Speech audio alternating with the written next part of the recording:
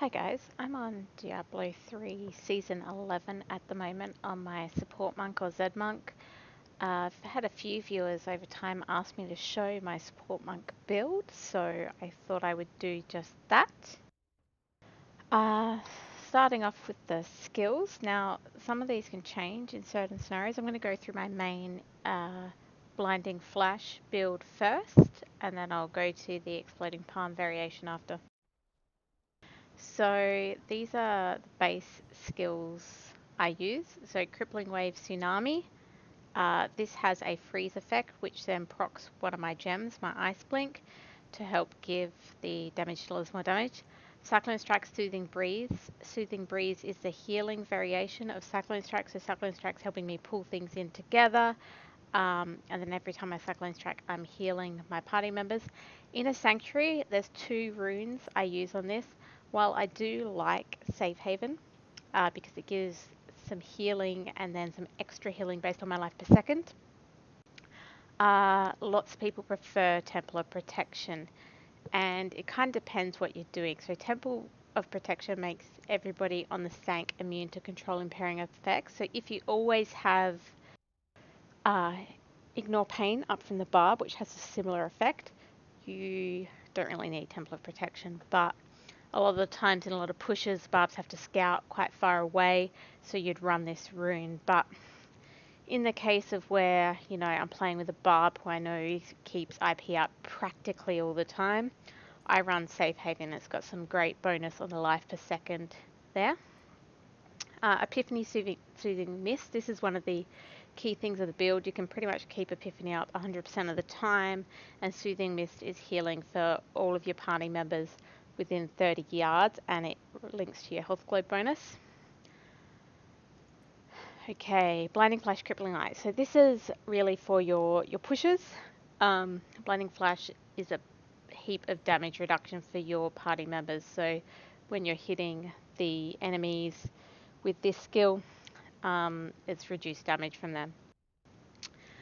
And then Mantra of Salvation, Agility. Now this is my personal preference for a mantra. Mantra of Salvation, Agility. It's basically a increased resistance to all elements. However, some people again prefer to run something different here.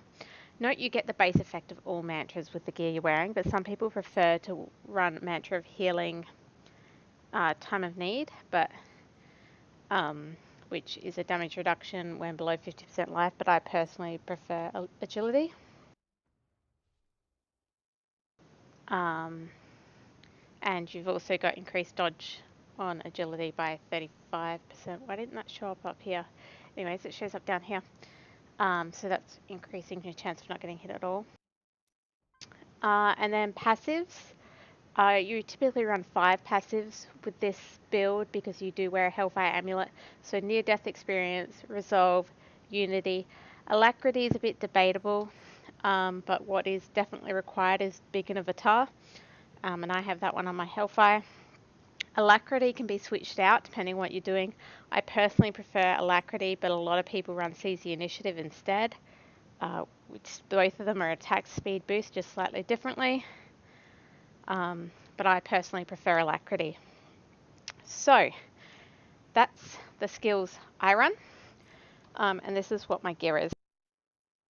Cooldown is really important on this seasonal character.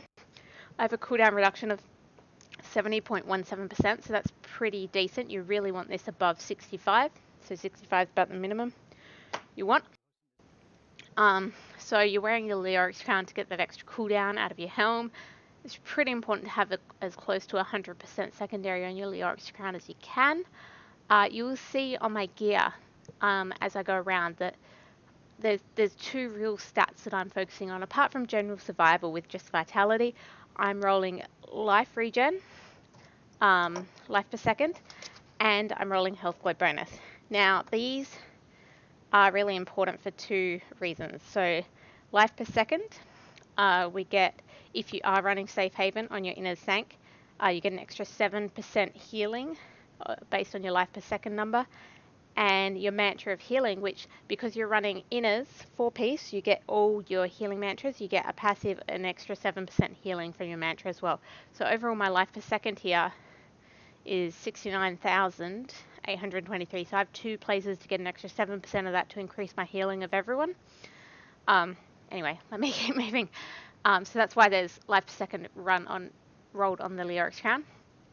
Your shoulders have to be left for soliloquy. I can never say these. See here, I do have some primal ones. I do have a useless stat on there, but important stats to have on here is definitely your cooldown and your health globe healing bonus. They're really, really critical for this build. Gloves. Inners gloves, they're part of the 4 pieces that you need. Again, I'd say your critical stats here are your attack speed and your cooldown. Inners chest. This is another spot you can get that health globe on the secondary, so that's critical. Everything else you just want to have as much protection as you can. Inners belt. Again, I've rolled my life regen here. I think it's pretty important. I understand a lot of monks don't really bother with it, but I see those 2 7%. So even if I'm not running Safe Haven, even if I'm running Temple of Protection, as a lot of people like, I still get that extra 7% boost on my mantra of healing from rolling it. Inners pants, again, you can see here I'm all protection. I've got vitality, resistor, and life per second. Okay, so that's my inners 4-piece. Boots, illusory boots, absolutely critical. You have to be able to move. So again, this is one of the places you can have health globe on them. So you really need to try and maximize your health globe.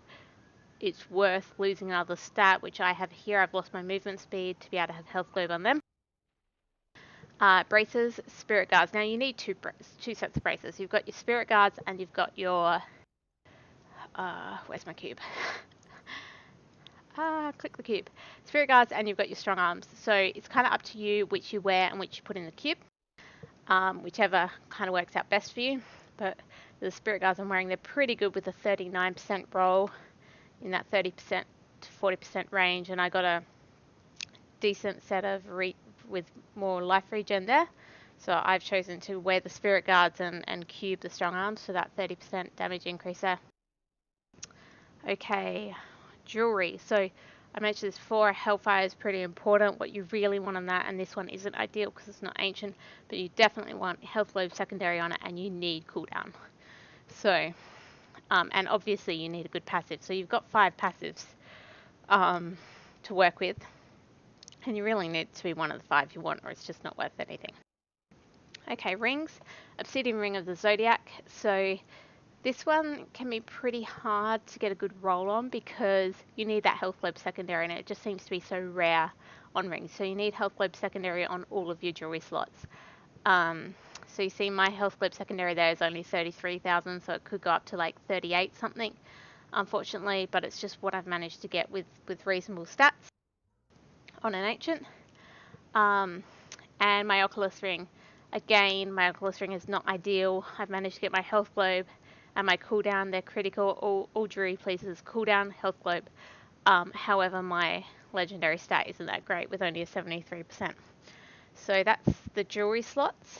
And the jewelry slot running in the cube for this is the Band of Rude Chambers. So that just helps you keep your spirit up, which allows you to Cyclone Strike more, which and hit other skills more as well.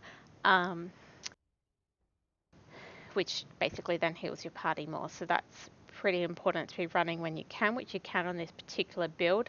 Unfortunately, on the EP build we'll go into in a sec, you can't run that. Okay, weapons.